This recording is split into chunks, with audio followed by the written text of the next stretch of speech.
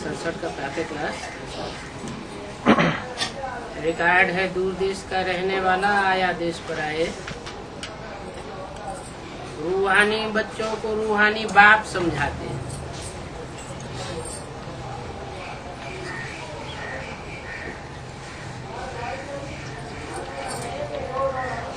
जिस्मानी बाप नहीं समझाते हैं।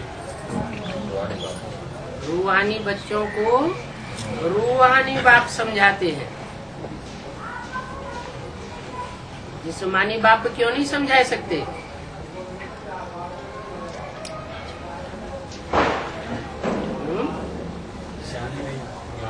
क्योंकि उनको रूहों का ज्ञान नहीं है। स्कूल अथवा कॉलेज में कोई तो अच्छी रीति दिल लगा करके पढ़ते हैं, कोई नहीं पढ़ते। पढ़ने वाले समझते हैं कि हम पढ़ करके अच्छा पद पावेंगे, हम स्टूडेंट हैं तो स्टडी अच्छी करनी चाहिए। यहाँ भी बच्चे जानते हैं कि बरोबर हमको पढ़ाने वाला बेहद का बाप है।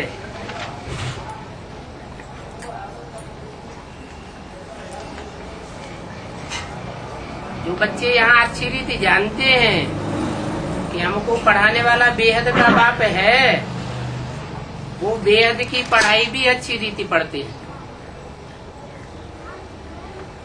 क्योंकि जानते हैं बेहद के बाप से हमको बेहद का वर्षा मिलता है। हद का वर्षा तो इसी जन्म में मिलता है, न भी मिलता है, मिल भी जाए तो यही खलास हो जाए। लेकिन बेहद के बाप से जो वर्षा मिलता है वो अविनाशी 21 जन्मों का वर्षा मिलता है। बाप ने समझाया है कि नर से नारायण बनने की सच्ची सच्ची कथा कहो, वो सत्य बाप ही सुनाते हैं। उनको ट्रुथ गॉड फादर कहा जाता है। सत्य कथा और कोई सुना ही नहीं सकता। इस झूठ खंडे की दुनिया में सब झूठे हैं।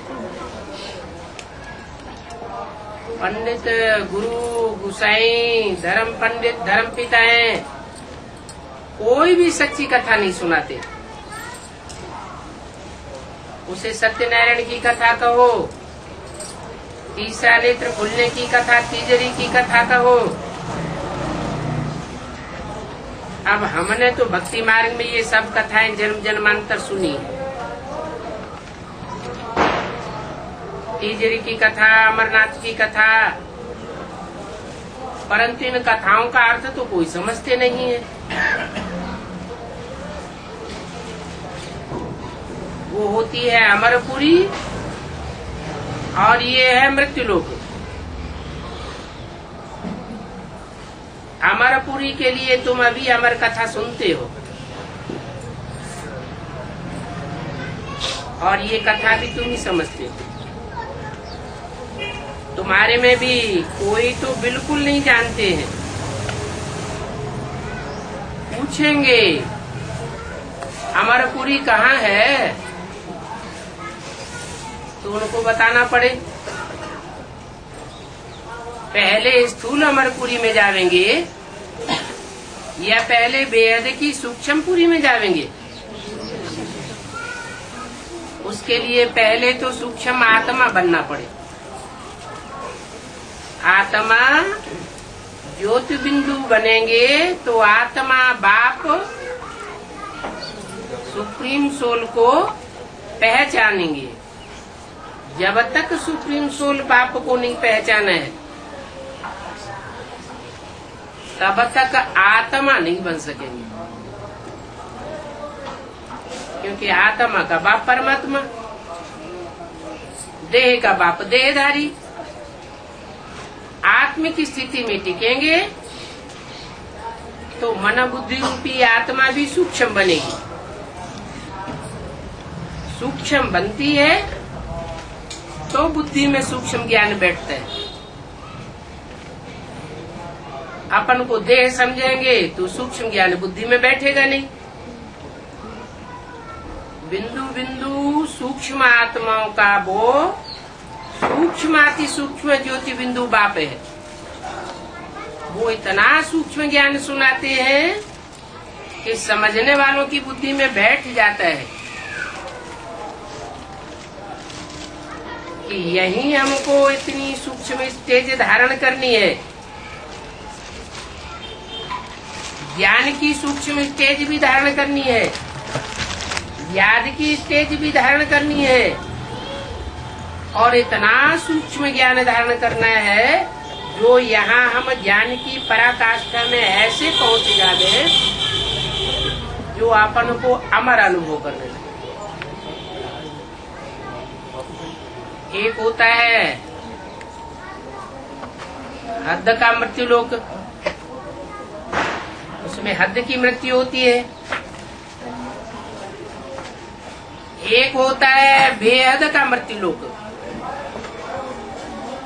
वहां होती है बेहद की मृत्यु। अमर लोक भी हद का और बेहद का। इस दुनिया में तो बेहद का अमर लोक भी नहीं है और हद का अमर लोक भी नहीं है। लेकिन बाप जिस दुनिया में हमको लेकर आए हैं, पुरुषोत्तम संगम युगी दुनिया में, वहां हमारी बुद्धि में बैठ गया है कि हम बाप के बच्चे बनते हैं, निश्चय बुद्धि बनते हैं। पक्का बुद्धि में बैठ जाता है कि हम रूहानी आत्मा को रूहानी बाप मिला है। रूहानी बाप से हम रूह आत्मा की अनेक जन्मों की सदगति होने वाली है। ये गति सदगति का वर्षा हमको मिलता है, हम यहाँ भी अनुभव करते हैं कि दुनिया की कितनी भी परीक्षाएं आ जावे, लेकिन हम हिलने वाले नहीं हैं। हमको कोई मार नहीं सकता। हम अजर अमर अविनाशी आत्मा हैं, अमरनाथ के अमर बच्चे हैं। लेकिन फिर कोई कोई को माया मार देती है। माया मारती है तो अपना बनाई लेती है। देह अभिमानी माया रावण देह अभिमानी बनाई देता है। आत्मिक स्थिति से परे हो जाते। आत्मा को भूलते तो परमात्मा बाप को भी भूल जाते, अनिश्चय बुद्धि बन जाती। ये उनकी बेहद की मौत हो जाती है। बेहद की ब्राह्मणों की दुनिया में बहुतों की मौत हुई है और बहुतों की होने वाली है। ये मौत का बाजार लगेगा। बड़ी बड़ी परीक्षाएं आएंगी, दुखों के पहाड़ गिरेंगे। लेकिन जो पक्के निश्चय बुद्धि है, जिन्होंने बाप की पढ़ाई गहराई से पढ़ी है, रेगुलर स्टूडेंट बने हैं, पंक्चुअल स्टूडेंट बने हैं, तो ऐसे रेगुलर और पंक्चुअल स्टूडेंट्स के ऊपर रूहानी टीचर की नजर रहती है और वो स्टूडेंट ज्ञान की गहराई में जाने के कारण मृत्यु को नहीं पाते। जहां भी चले जावे, बाप तो कहते हैं 7 दिन का कोर्स करने के बाद बल विलायत में चले जाओ। कोई जरूरी नहीं है कि बाबा से बार बार आकर के मिलना जरूरी है, नहीं। विलायत में जाकर के भी अगर सेवा करेंगे तो सेवा का मेवा खुशी मिलती रहेगी, आत्मिक स्थिति पक्की बनी रहेगी। क्योंकि रूहानी सेवा करने से रूहानी बाप रूहानी स्टेज में टिके हुए बच्चों को याद करते हैं। दुनिया बाप को याद करती है, और बाप अपने रूहानी सर्विस करने वाले रूहानी बच्चों को याद करते। तो ज्यादा ताकत किसको मिलेगी? जो ईश्वरीय सेवा में लगे हुए बच्चे हैं उनको जरूर जास्ती ताकत मिलती है। उनको कोई माया रावण मार नहीं सकता। जो रूहानी सेवा में नहीं रहते हैं, सिर्फ अपने ही कल्याण में लगे हुए हैं, अथवा तो अपना कल्याण भी नहीं कर पाते, अलबेले हो जाते हैं, उनकी तो बात ही छोड़।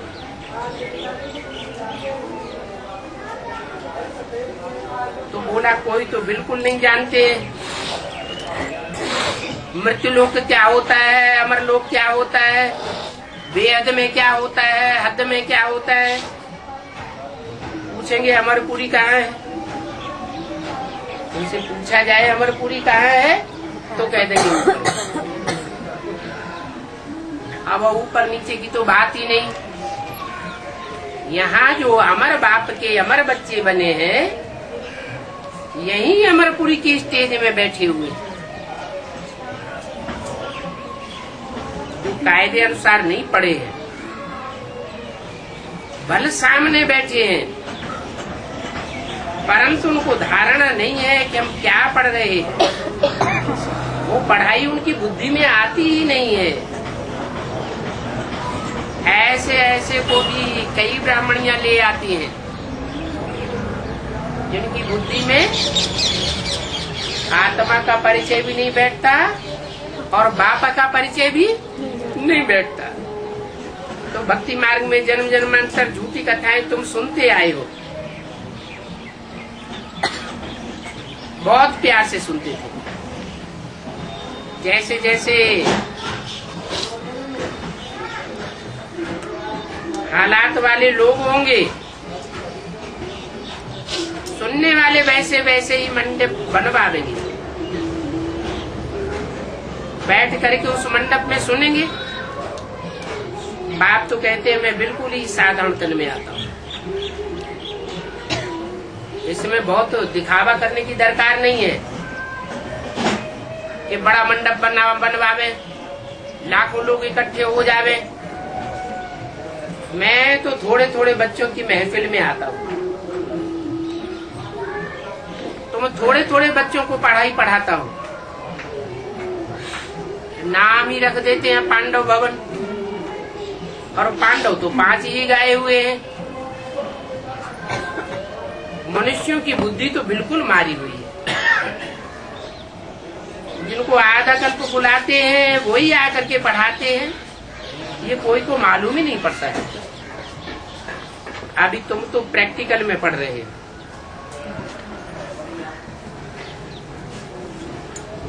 वो तथाकथित ब्राह्मण प्रैक्टिकल में पढ़ाई बाप से नहीं पढ़ रहे हैं। उनका कहना क्या है कि बाप ब्रह्मा के तन में आया था, पढ़ाई थी। किसको पढ़ाई थी? इन दीदी दादी दादाओं को पढ़ाई थी। इन्होंने प्रैक्टिकल पढ़ाई पढ़ी। दीदी दादी दादाएं भी नहीं जानते कि हमने किससे पढ़ाई पढ़ी। भगवान बाप से पढ़ाई पढ़ी अथवा माँ से पढ़ाई पढ़ी। माँ और बाप की पढ़ाई में बहुत अंतर है। माँ छोटे छोटे बच्चों को पढ़ाई पढ़ाती है। छोटे छोटे बच्चे अर्थात बेसमझ बच्चे, जिनकी बुद्धि में तुलसीदास के, कबीरदास के, रहीमदास के दोहे, कवित्व और कविताएं गहरे अर्थों में नहीं बैठती, वो उनको रट लेते हैं। बाबा ने मुरली में ऐसे कहा, बाबा ने मुरली में वैसे कहा, लेकिन जो कहा उसका गहराई में अर्थ क्या है? मुरली में बोला लक्ष्मी नारायण बुद्धू है, लक्ष्मी नारायण समझदार है, तो सुनावेंगे, लेकिन अर्थ नहीं बता सकेंगे कि लक्ष्मी नारायण समझदार कैसे हैं और लक्ष्मी नारायण बुद्धू कैसे हैं। दो बातें विरोधी कैसे हो सकती है? तुम्हारी बुद्धि में तो बैठ गया। कैसे लक्ष्मी नारायण कौन है? जो समझदार है, और कौन है जो बुद्धू है। वो तो बोलते रहते हैं, लोगों को समझाते रहते हैं। समझाया हुआ था पुरानी दुनिया का विनाश होने वाला है, नई दुनिया आने वाली है। सन 66 में मुरली में भी बाबा ने बोला था, चित्र भी छपाए गए, उन चित्रों में भी ये छाप दिया गया। 10 वर्ष में पुरानी दुनिया का विनाश, नई दुनिया की स्थापना, किताबों में भी छाप दिया गया। लेकिन जिन्होंने छपाया, जिन्होंने समझाया, उनकी बुद्धि में खुद ही नहीं बैठा कि इतनी बड़ी दुनिया का विनाश 10 वर्ष में कैसे हो जाएगा। सारी दुनिया को संदेश ही नहीं मिलेगा तो विनाश कैसे हो सकता है। दुनिया की मनुष्य आत्माएं तो भगवान को डरा देंगी कि हमको तो संदेश भी नहीं मिला।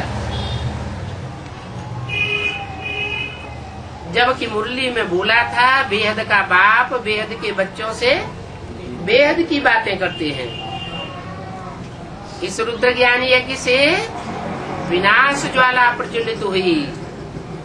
रुद्र ज्ञान यज्ञ कुंड से विनाश ज्वाला प्रज्वलित होगी तो बाहर की दुनिया वालों को पहले सेक लगेगा, बाहर की दुनिया वाले पहले स्वाहा होंगे, या ब्राह्मणों की दुनिया जो इस कुंड के आसपास बैठी हुई है वो स्वाहा होगी। पहले तो ब्राह्मणों की दुनिया की बात है। बाप बच्चों को पढ़ाई पढ़ाने आया हुआ है, बाहर वालों को पढ़ाई नहीं पढ़ा रहा है। तो अंदर की दुनिया की बात थी, ब्राह्मणों की दुनिया के संगठन की बात थी। पुरानी दुनिया के ब्राह्मणों का पुराना संगठन खलास होने वाला है, क्योंकि झूठ के पट्टे पर है, सच्चाई के पट्टे पर नहीं। सच्चाई बुद्धि में बैठ ही नहीं है कि नई दुनिया की स्थापना कैसे होनी है, पुरानी दुनिया का विनाश कैसे होना है। और तुम्हारी तो सूक्ष्म बुद्धि में बिंदु को याद करते करते ऐसी सूक्ष्म बुद्धि बन गई जो हर सूक्ष्म पॉइंट बुद्धि में बैठता जाता है। क्यों? तुम्हारी बुद्धि सूक्ष्म क्यों बनी? उन तथाकथित ब्राह्मणों की इतनी सूक्ष्म बुद्धि क्यों नहीं बनी? बताया, एक है मुखवंशावली ब्राह्मण और एक है मुखवंशावली ब्राह्मण। जो मुखवंशावली ब्राह्मण होते हैं वो मुख की बात पर गौर करते हैं।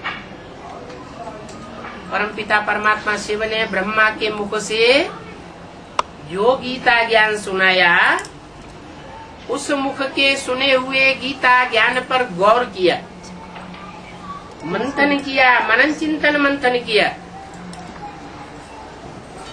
ब्रह्मा की तरफ गौर नहीं किया। अगर किया होता, ब्रह्मा की तरफ बुद्धि गई होती, मोह गया होता, तो उसकी निशानी क्या होती? निशानी भी बता दी। मुरली में बोला है, इस ब्रह्मा के चित्र को रखने की दरकार नहीं है। अगर इस ब्रह्मा का चित्र रखेंगे तो पतित बन पड़ेंगे। स्पष्ट मुरली में बोल दिया। और जिनकी बुद्धि लगी हुई है शिव की मुरली में, वो मुख की निकली हुई मुरली में ध्यान देने वाले हैं, ब्रह्मा के चेहरे पर ध्यान देने वाले नहीं है। असली चीज मुरली है या ब्रह्मा का मुख है? मुरली है। मुरली भगवान की मुरली है। ब्रह्मा का चेहरा तो माध्यम है। जैसे लाउड स्पीकर होता है, उसका घोंघा मुख्य चीज नहीं है, लेकिन जो बोलने वाला है वो मुख्य है। ध्यान उसकी तरफ जाता है। लेकिन जो देहाभिमानी थे, बाबा के मना करने पर भी उन्होंने ब्रह्मा का चित्र रखा। क्योंकि ब्रह्मा की देह से लगाव हो गया। गोद का प्यार लिया तो गोद से लगाव हो गया। और तुम बच्चे तो आते ही बाद में हो। क्या जो भी एडवांस पार्टी में आने वाले बच्चे हैं वो लास्ट में आए हैं या पहले पहले के आए हुए हैं? लास्ट में आते हैं और फास्ट जाते हैं। क्या कारण है? नहीं, जो ब्रह्मा के शरीर छोड़ने के बाद ज्ञान में आए हैं उन्होंने ब्रह्मा का चेहरा देखा ही नहीं। देखा ही नहीं तो ममत्व तो जाता ही नहीं। गोद का प्यार लिया ही नहीं तो लगाव कैसे जावेगा? जो मुरली सुनते हैं उस मुरली की तरफ लगाव जाता है। मुरली में जो बातें बोली हुई हैं उन बातों के ऊपर बुद्धि टिक जाती है। मुरली तो बोलती है बच्चे मुझे याद करो, इस ब्रह्मा को याद भी नहीं करना है। 3 तबक्के सूक्ष्म वतन में दिखाए हैं। ब्रह्मा साकारी दुनिया मृत्यु लोक के तबक्के की तरफ बैठा हुआ है। ब्रह्मा की स्टेज किधर है? मृत्यु लोक की ओर। उससे ऊंची स्टेज है विष्णुपुरी और उससे भी ऊंची स्टेज है शंकरपुरी। शंकरपुरी में शंकर कहाँ बैठा हुआ है? परम धाम की ओर। तो सबसे ऊंची स्टेज कौन सी पुरी की हुई? शंकरपुरी की हुई। शंकर द्वारा विनाश गाया हुआ है। जो विनाश, आतताइयों का विनाश, अधर्मियों का विनाश कोई भी धर्म पिता नहीं कर सका। इब्राहिम नहीं कर सके, बुद्ध नहीं कर सके, क्राइस्ट नहीं कर सके, मोहम्मद नहीं कर सके, गुरु नानक नहीं कर सके। पुरानी परंपराओं का, पुरानी चलन का, पुराने संस्कारों का, पुराने पुराने धर्मों का विनाश कोई ने किया ही नहीं। और ही अपना आकर के एक नया धर्म ऐड कर दिया। तो दुनिया में मतांतर बढ़ते रहेंगे या घटेंगे? खंडन तो हुआ नहीं पुरानेपन का। और अगर वो धर्म पिताएं पुरानेपन का खंडन करें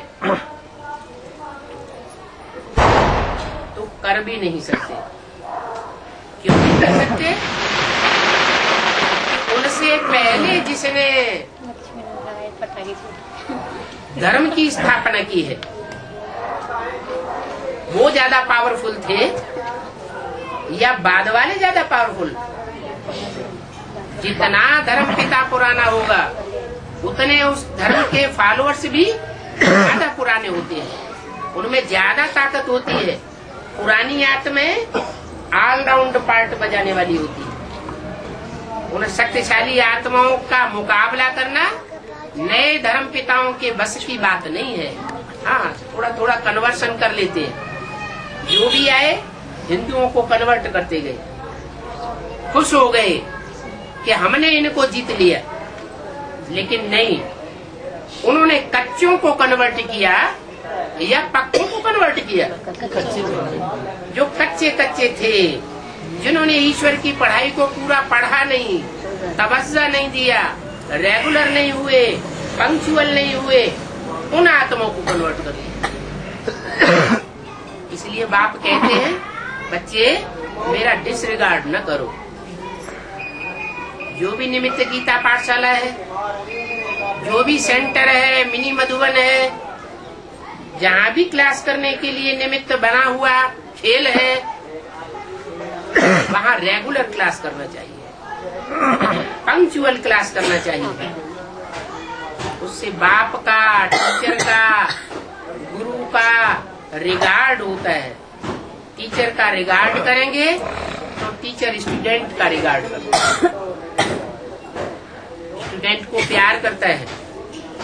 जो प्यारे बच्चे होते हैं, प्यारे स्टूडेंट होते हैं, उन्हें टीचर अपने नजदीक खींचता है, समीप बुलाता है। समीप बुलाता है क्या मतलब? दैहिक रूप से नजदीक बैठाता है। दैहिक रूप से नजदीक बैठाने की बात नहीं है। जिस तन में प्रवेश करता है उस तनधारी आत्मा के जन्म जन्मांतर नजदीकी स्टेज प्राप्त होती है।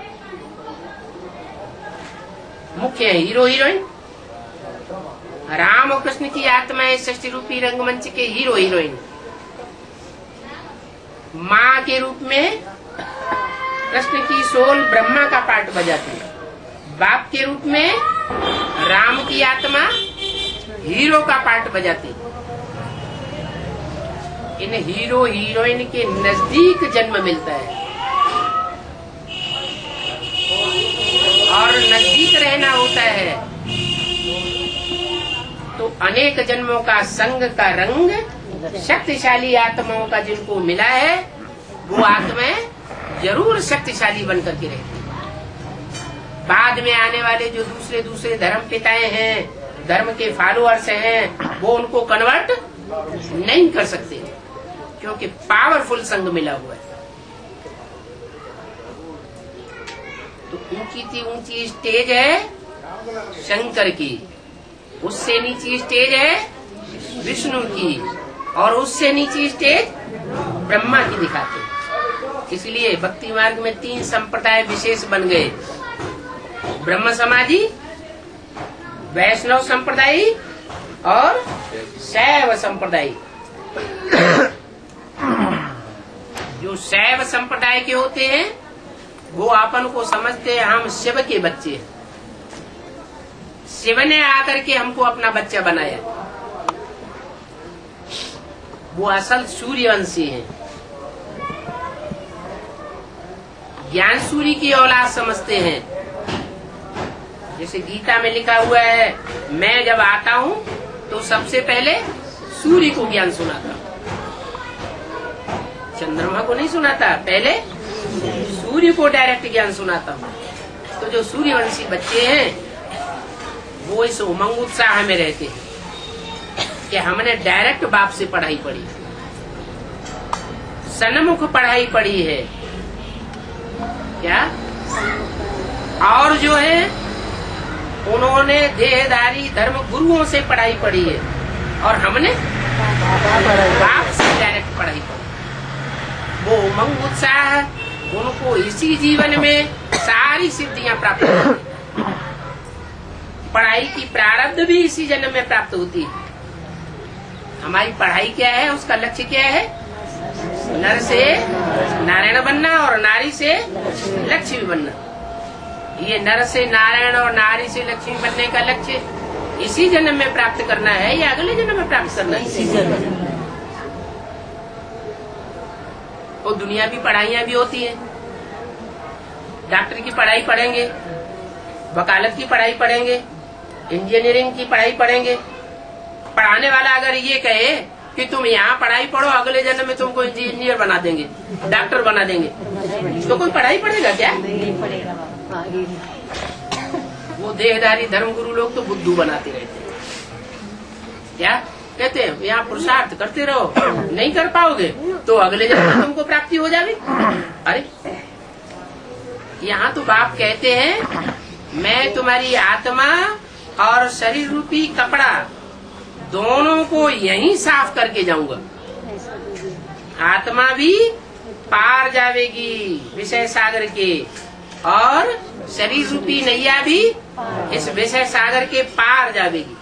मैं खुद पार लेकर के जाऊंगा। साथ रहेंगे, साथ चलेंगे, साथ जिएंगे, साथ साथ जावेंगे। वो गुरु लोग तो यहीं छोड़ जाते हैं। गुरु का टाइटल तो ले लेते हैं लेकिन सदगति अपन ही नहीं कर पाते, तो अपने फॉलोअर्स की सदगति कहाँ से करेंगे? वो चाहे दुनियावी गुरु हो, चाहे ब्राह्मणों की दुनिया के गुरु। बाप कहते हैं मैं कोई प्रकार की अंधश्रद्धा नहीं सिखाता हूँ।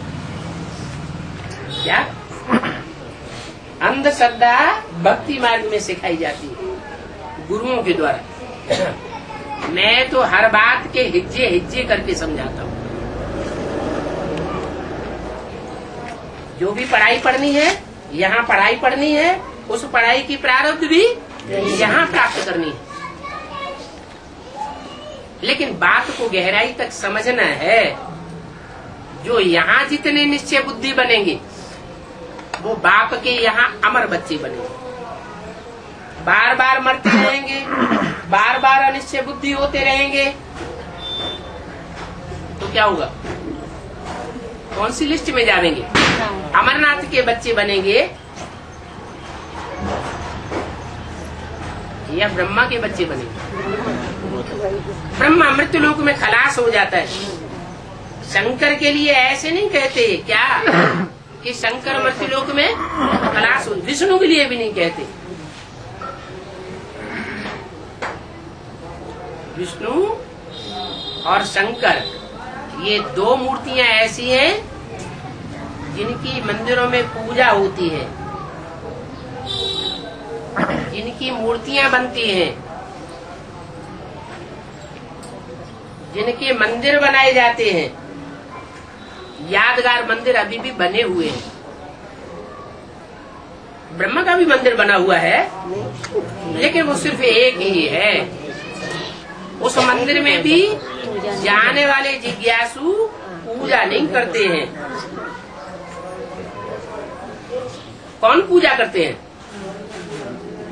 जो वहाँ मंदिर में रहने वाले पुजारी हैं, पंडे हैं, वो ही पूजा करते हैं।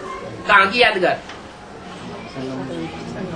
संगम युग में ब्रह्मा कुमार कुमारियां कहते हैं कि हमारा गीता का भगवान बाप आया हुआ। गीता का भगवान साकार में बाप आया। अच्छा, आया तो कहाँ गया? जवाब नहीं। गीता का भगवान आया, गीता ज्ञान सुना करके चला गया। अब हम गीता ज्ञान पढ़ रहे हैं। अरे वो तो धर्म पिताएं भी आए, वो भी अपने अपना ज्ञान सुना करके चले गए। परिवर्तन तो दुनिया का नहीं हुआ। जब दुनिया का परिवर्तन ही नहीं हुआ, तो फिर भगवान के आने में और धर्म पिताओं के आने में अंतर किस बात का हुआ? भगवान को दुनिया इतना याद क्यों करती है?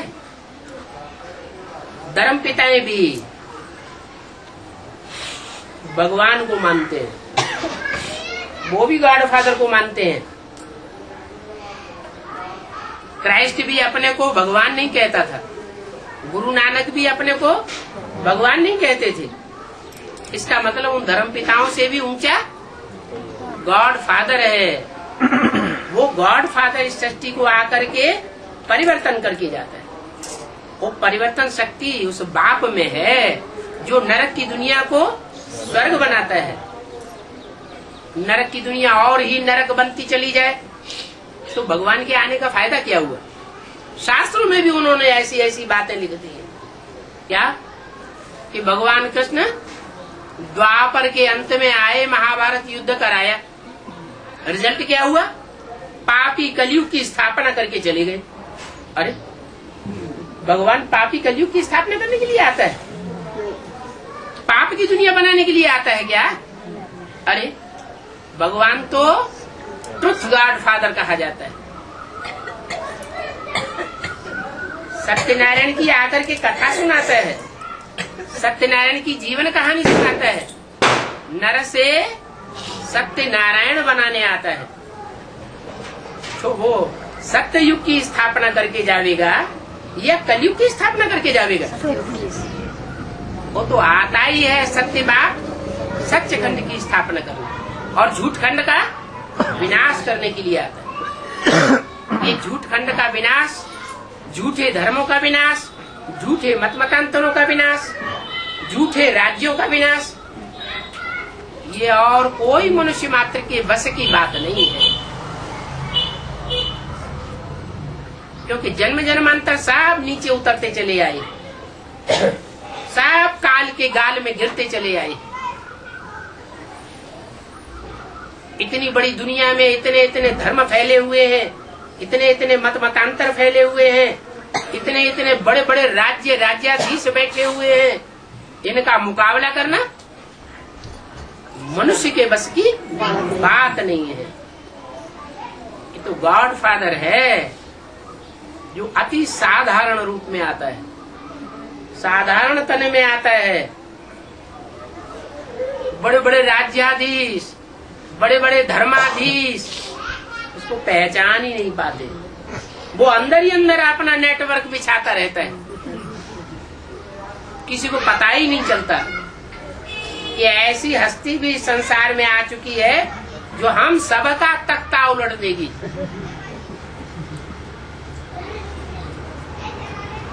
तो सुप्रीम सोल बड़ा युक्तिवाद है, रमतू रमजबाज है।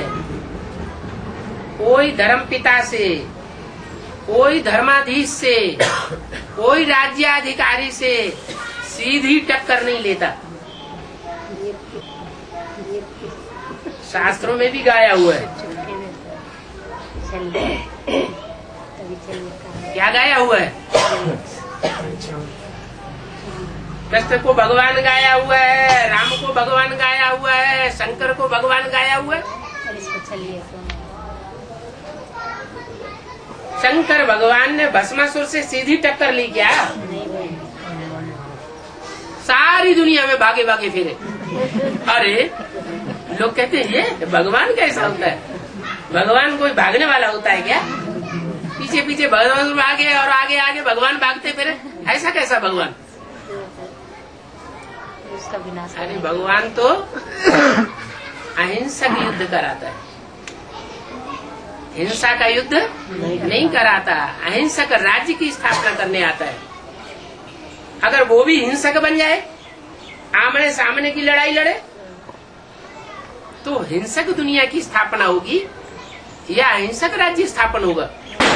हिंसक दुनिया बन जाएगी। जो भी आए, जिन्होंने भी अपनी राजा इस दुनिया में स्थापन की, चाहे इस्लाम धर्म के हो, बौद्ध धर्म के हो, क्रिश्चियन धर्म के हो, सिख धर्म के हो, सब ने हिंसक युद्ध किए और हिंसक युद्ध के आधार पर हिंसक राजा ही स्थापन कर ली। भगवान तो महात्माओं से भी ऊंचा होता है, धर्म पिताओं से भी ऊंचा होता है।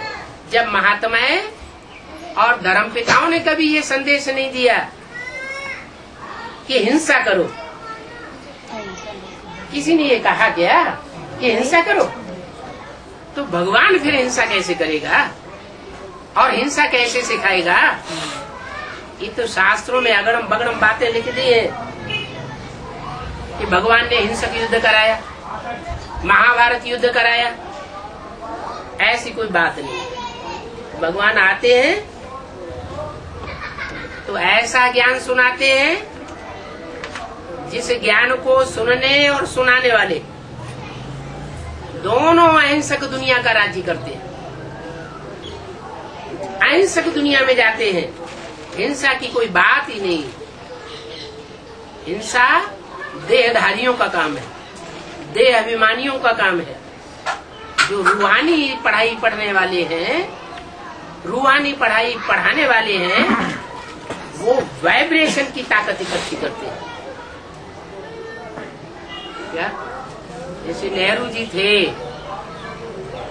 नेहरू जी का कोई कितना भी विरोध करने वाला हो, सख्त विरोधी हो, लेकिन जब नेहरू जी सामने आकर के भाषण करते थे तो उनके अनुकूल हो जाता था। ये कौन सी पावर है? ये वाइब्रेशन की पावर है। रूह वाइब्रेशन बनाने वाली है, अच्छे से अच्छा वाइब्रेशन बना सकती है और खराब से खराब वाइब्रेशन बना सकती है। रूह अगर देवान में सेट हो जाए तो खराब से खराब वाइब्रेशन बनेगा, और रूह अगर रूहानी स्टेज में स्थिर हो जाए तो अच्छे से अच्छे वाइब्रेशन बनेगा। वो वाइब्रेशन की पावर, वो वाइब्रेशन की सेवा अभी शुरू नहीं हुई है।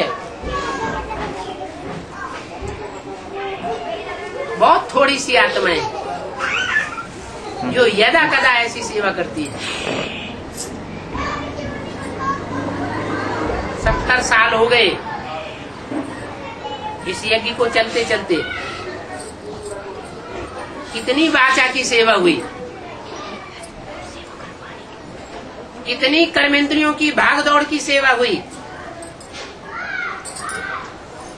परिवर्तन कितना आया? हमारा अपना परिवर्तन कितना हुआ, समाज में कितना परिवर्तन हुआ, देश में क्या परिवर्तन आया और दुनिया में क्या परिवर्तन आया। पंप एंड शो बढ़ा लिया वो एक अलग बात, लेकिन अंदरूनी परिवर्तन कुछ भी नहीं हुआ। वो कब होगा?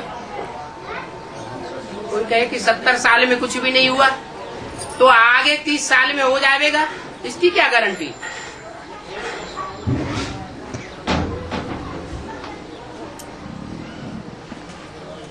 इसका जवाब ये है कि जैसे पूरी कढ़ाई में डाली जाती है गरम गरम तेल में, जब तक पूरा पकती नहीं है तब तक नीचे रखी रहती है, और जब पक जाती है तो फूल के ऊपर आ जाती है। ऐसे ये राजयोग है, गुप्त ज्ञान है और गुप्त याद है। ये अंदर अंदर पक रही है। पकते पकते पकते जब नंबरवार आत्माएं प्रत्यक्ष होंगी तो उनकी ताकत भी संसार में प्रत्यक्ष होने लगी। राजयोगी नंबरवार प्रत्यक्ष होने लगेंगे। 9 लाख सितारे सारी दुनिया में विनाश के टाइम पर ज्ञान की और योग की चमक मारेंगे। जैसे पारस पत्थर का गायन है। क्या गायन है? जो पारस पत्थर जहाँ भी लोहे को छू दिया जाए तो सोना बन जाता है। वो तो एक गायन बनाया हुआ है। वास्तव में बात बेहद की है कि जो बेहद की पत्थर बुद्धि आत्माएं हैं, जब ऐसी संपन्न पारस बुद्धि आत्माओं के संसर्ग में संपर्क में आवेंगी,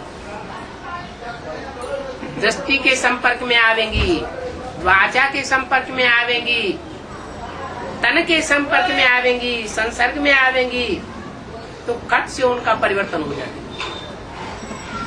कितना भी कोई विरोधी क्यों न हो, संग के रंग में आने से उनको संग का रंग न लगे, ये हो नहीं सकता।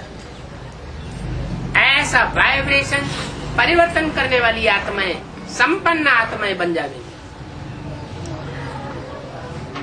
लेकिन बनेगी नंबरवार पुरुषार्थों से। जिन्होंने जितनी ईश्वरीय ज्ञान की गहरी पढ़ाई पढ़ी होगी उनका उतना उतना परिवर्तन होगा, और वो परिवर्तन प्रत्यक्ष दिखाई देगा। ऐसे नहीं अंत तक गुप्त रहेगा, नहीं। टाइम है। क्या टाइम है? ब्रह्मा द्वारा ब्राह्मण धर्म की स्थापना और शंकर द्वारा मतांतरों का, पुराने संस्कारों का, भक्ति मार्ग के संस्कारों का खंडन, विनाश, और विष्णु द्वारा जो श्रेष्ठ ब्राह्मणत्व के संस्कार धारण किए गए हैं,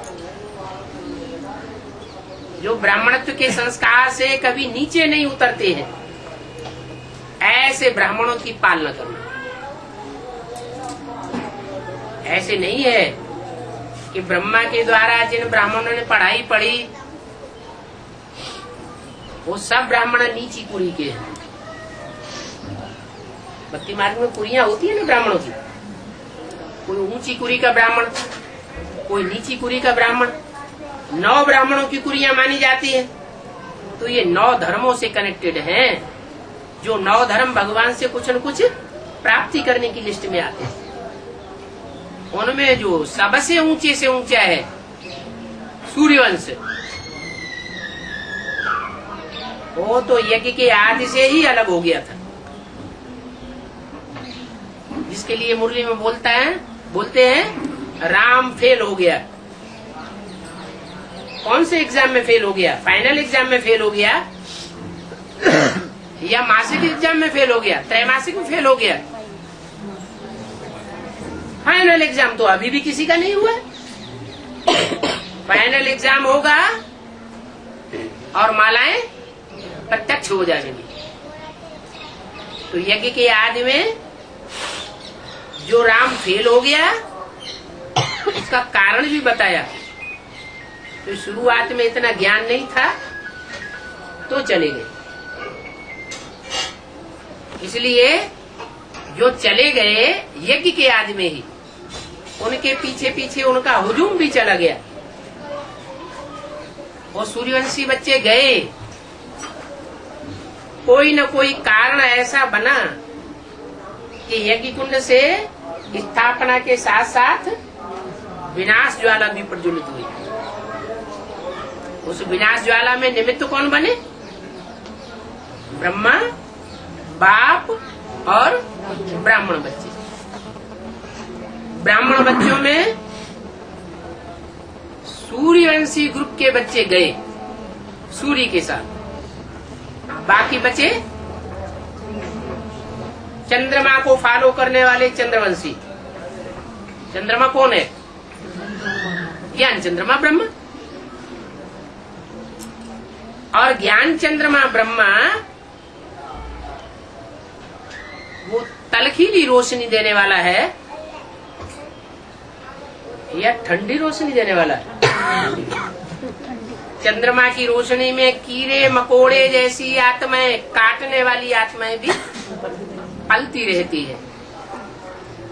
सूर्य की रोशनी में तिल मिला के भस्म हो जाती है। तो ऐसे ही ब्रह्मा की गोद में चंद्रवंशियों के साथ साथ इस्लाम वंशी, बौद्धी वंशी, क्रिश्चियन वंशी, जो भी दूसरे और विदेशी धर्म की आत्माएं थी, सारी चुनी हुई आत्माएं थी यज्ञ के आदि में, वो सब ब्रह्मा की गोद में पलती रही।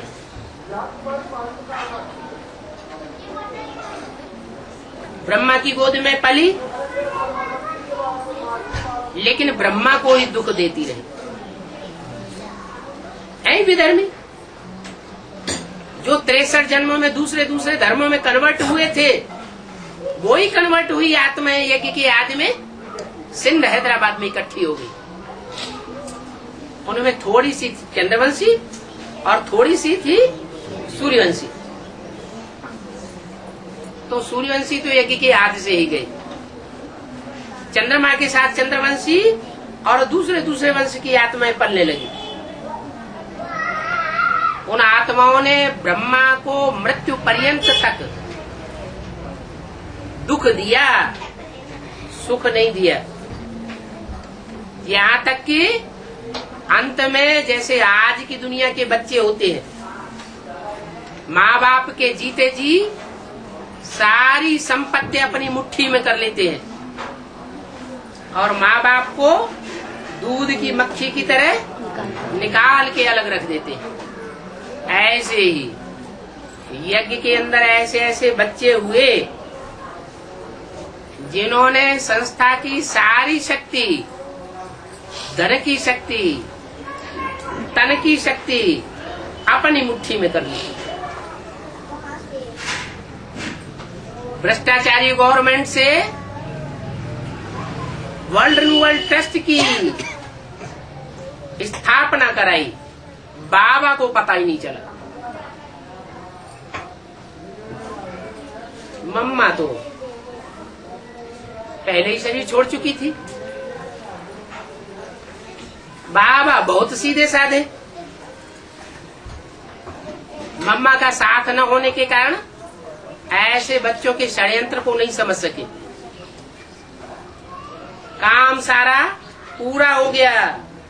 2 दिन के बाद जब बाबा को पता चला कि ऐसे ऐसे एक वर्ल्ड रिन्यूअल ट्रस्ट बनाया गया और उसमें यज्ञ के बड़े बड़े माने पहचाने, महारथियों ने अपने साइन भी कर दिए।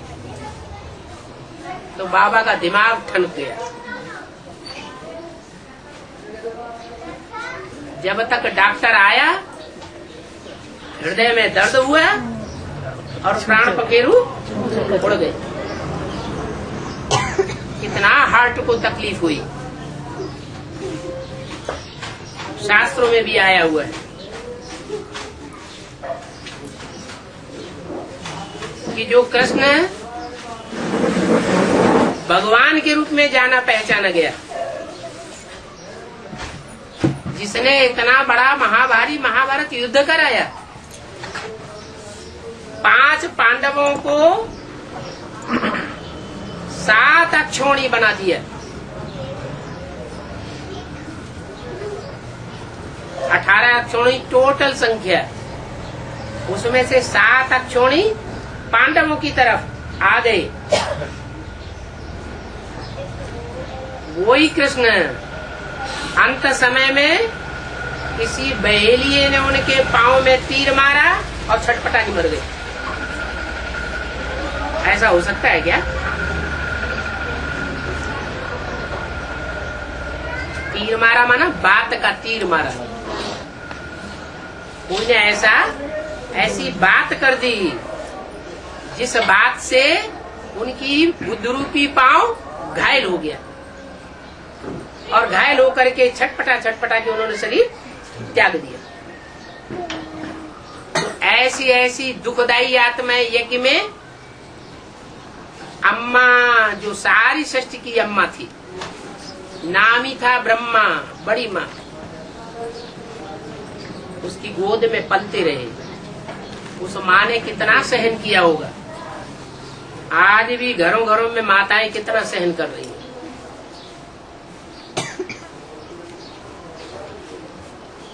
ब्रह्मा को कोई वर्षा नहीं मिला इस जीवन में।